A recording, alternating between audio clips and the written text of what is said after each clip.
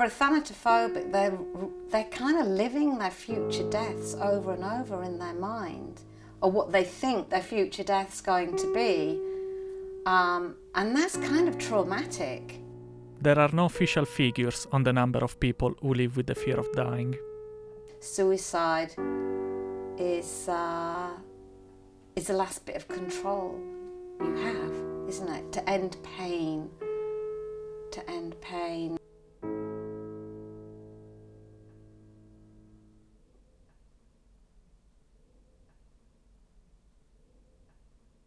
In this film, 4 people bravely share their experiences, helping me understand thanatophobia, a condition I too suffer with. For me, thanatophobia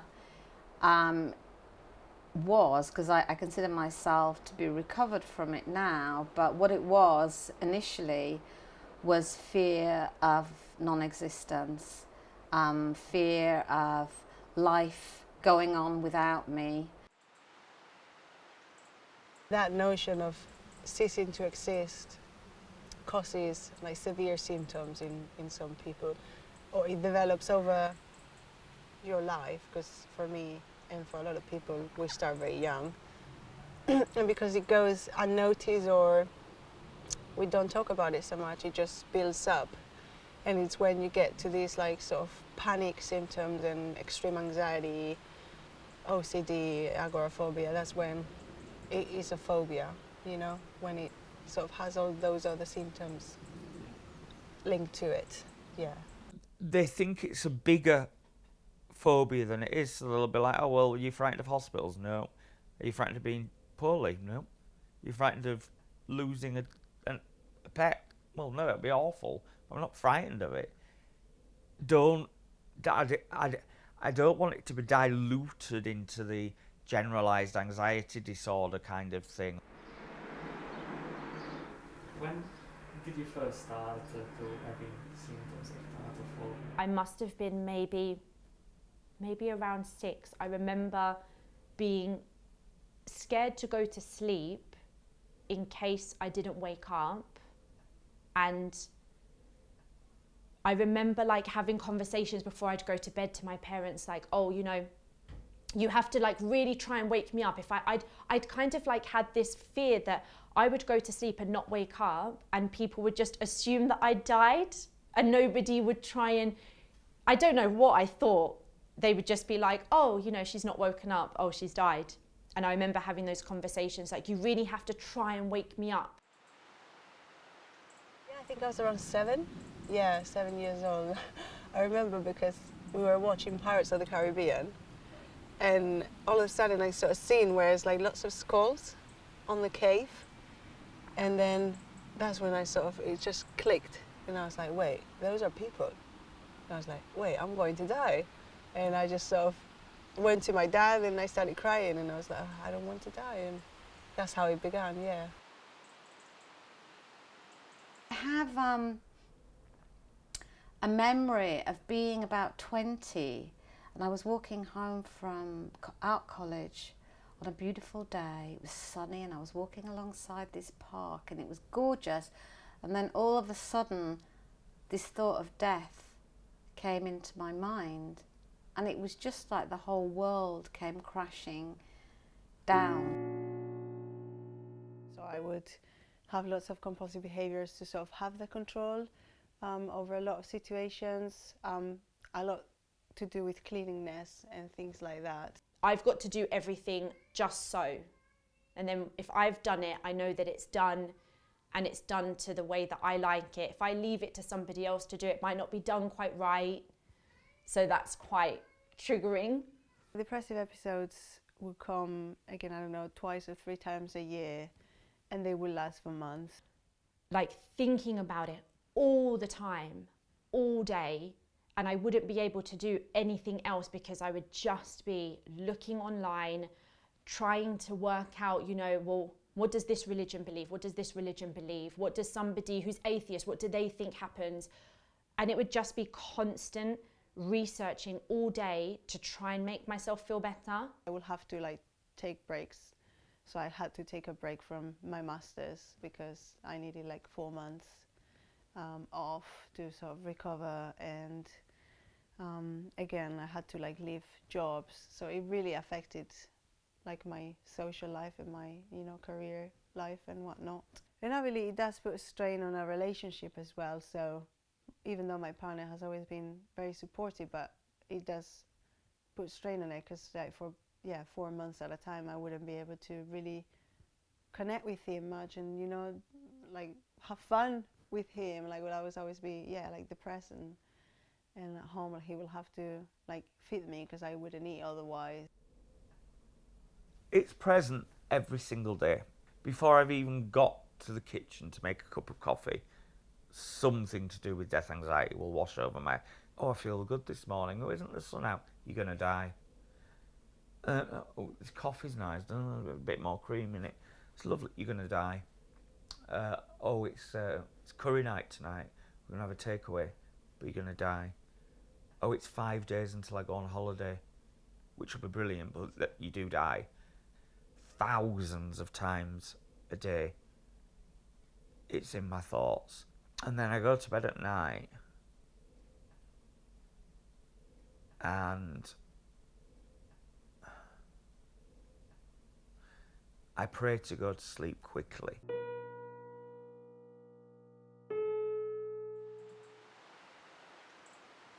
I know for a fact my mom's side of the family is very scared of death, and that clearly runs in the family. They're very scared of illness and very scared of death, so it's obviously there, but thanatophobia has never really been a word, so they just thought, it's just, everyone's scared of death. So, I mean, as a scientist, I thought, this materialistic, view of life, DNA, blah, blah, blah, that was all there was. But I have found that there's so much more to what we carry from previous generations. So even it might not be on the DNA, physical DNA where we can see the genes and everything, but I do think you carry some traumas and you carry the emotional, imprint of your previous generations as well. I look at my husband and he's just not anxious at all. And when I look at his family dynamic from the outside, I don't see any kind of like anxieties or worries or phobias. So sometimes I do wonder if it's like what you're around, maybe it makes you more predisposed. And that's why I'm so conscious about, now that I've got my own children, I don't want them to have the anxieties, but I'm conscious of, because I'm quite anxious and I'll have maybe some days where I'll be like looking on my phone about things and I wonder what they'll pick up. I don't want them to have my anxieties. I hope they take after my husband and they'll be more laid back and chilled. So I think that's another reason for me now why I've gone on, starting this journey of trying to understand it and manage it, because I don't want them to have it. It doesn't mean that every person's going to be thanatophobic because one parent has it, but I have heard this. But I do know a woman, unfortunately this woman took her own life because she had thanatophobia. And she told me that her father had thanatophobia, and her father, when she was maybe around 20 or something, because they both had thanatophobia really badly, he asked her if she would make a suicide pact with him and they would both kill themselves. And she said no, and he killed himself. And that's very, very extreme, isn't it? And of course, she never got over her thanatophobia, because she didn't get the help that she needed, really. So last year I had like 3 panic attacks, and it was on that third that just something told me, like, you have to deal with this, You put it aside for so long, and now I'm not letting you. That's sort of the message that I got, and I decided it was time to deal with it. And I think it was probably about 21 when I first went to a doctor. And the first doctor sent me for blood tests for anemia. He said, I think you might be anemic. So off I went, had the blood test, came back, I didn't have anemia, and then that was it. He said, he didn't say anything more about really, you know, these fears that I had. I was just kind of dismissed. One of the doctors that I spoke to in 2018, before I ended up in the hospital, she prescribed me sertraline, and I was trying to explain about this fear of death anxiety, and I was then 47. She went, yeah, but you've got a lot of living to do with that before then. Before you die. I thought, well, one, how can you know that? I could die in the next minute. How do you know I've got a lot of living left to do? And then my second attempt to take it to a doctor was probably mid-20s. She was very hostile, and she more or less said to me, well, quite frankly, you know, if you're smoking, I really can't be bothered with you. There was this sense of it's your own fault. If you're going to smoke, don't expect to come here and for anybody. And if you're worried about killing yourself with this, that, or the other, you know. And that was a big kind of slap across the face as well. And of course, you don't want to go back. You don't want to go back when you hear things like that, you know. But also, how dare you be so blithe about it? As in, I'm telling you one of my deepest, darkest fears, and you're just saying, yeah, but you've got a lot of time left. It's like, yeah, I know I could have or I couldn't have, but that's not going to help the phobia.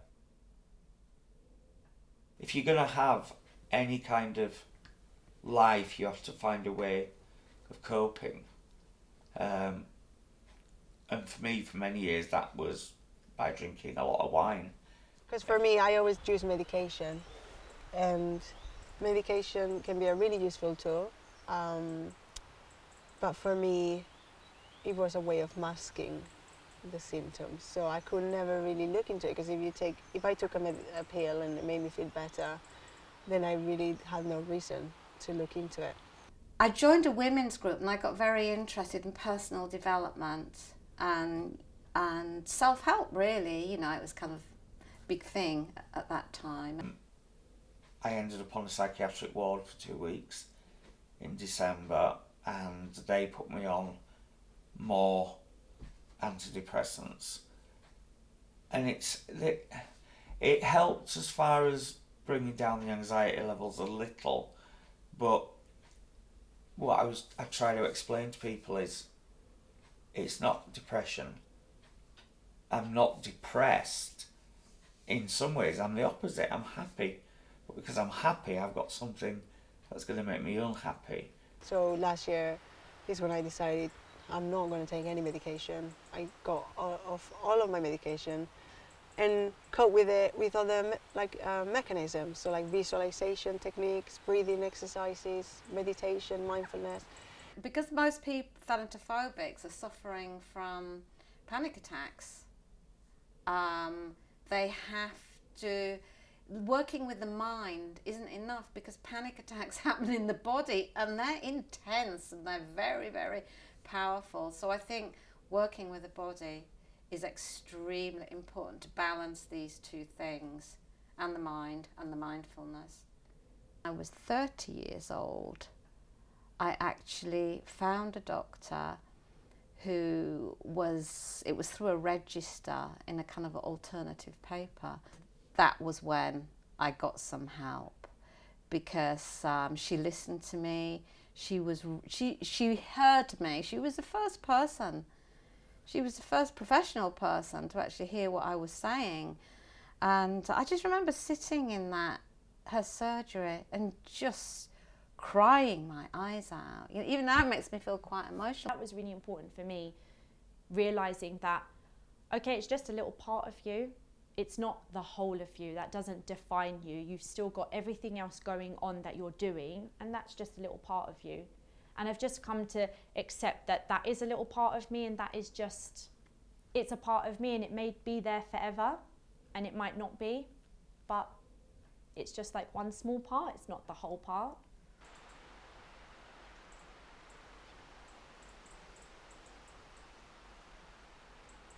What I found when I was looking for support myself was very little in the way of support from the medical profession, and the groups I did find were not what I would call specific enough. So they would have, it would be classed as death anxiety, health anxiety, fear of losing a parent, fear of losing a pet,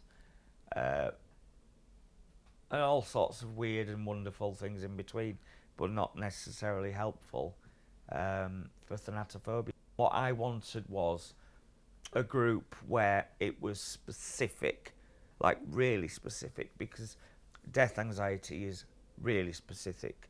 It's literally existential dread, and there's nothing out there really for existential dread, and there wasn't one, so I made my own.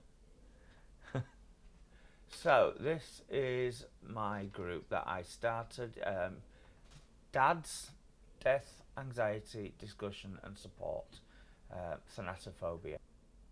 When it passed 1,000, I was really quite amazed, and as I say, we're now heading up towards 1,300 members, and I find that is wonderful to know that the group I created is so far-reaching and helping so many people. So yeah, I thought it was just going to be a very small little group. I thought maybe there'd only be me in it, because I thought maybe I was the only one who suffered with thanatophobia, but clearly not. No, so the group's good. Did creating this group help you personally with thanatophobia, you think?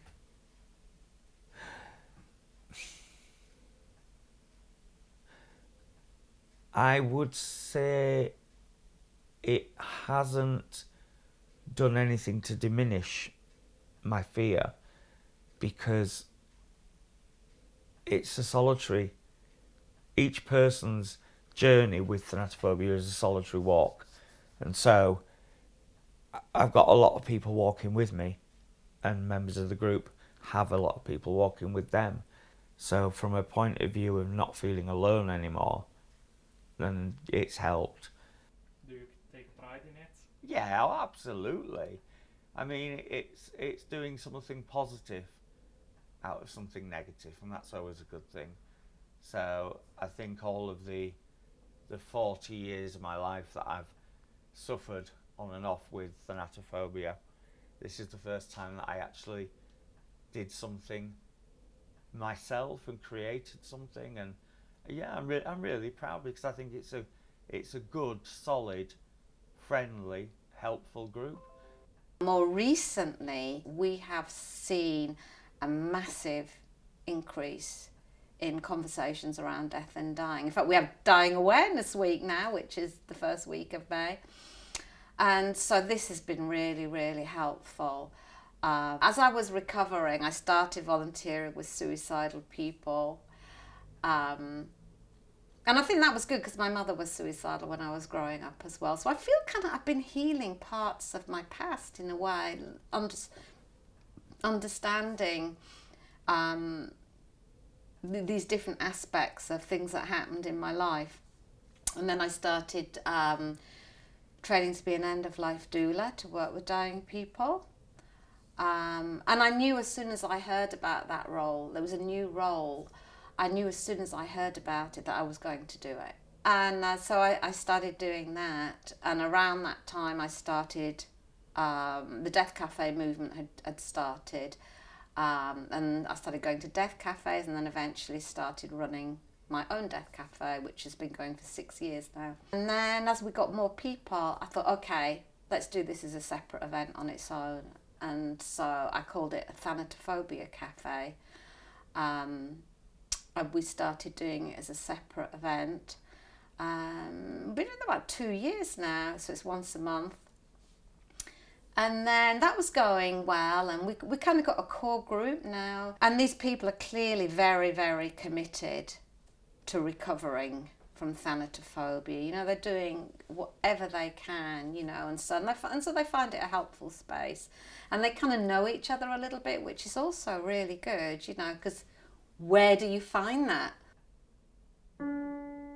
For me, Making this film has been the first time I have spoken with other thanatophobics.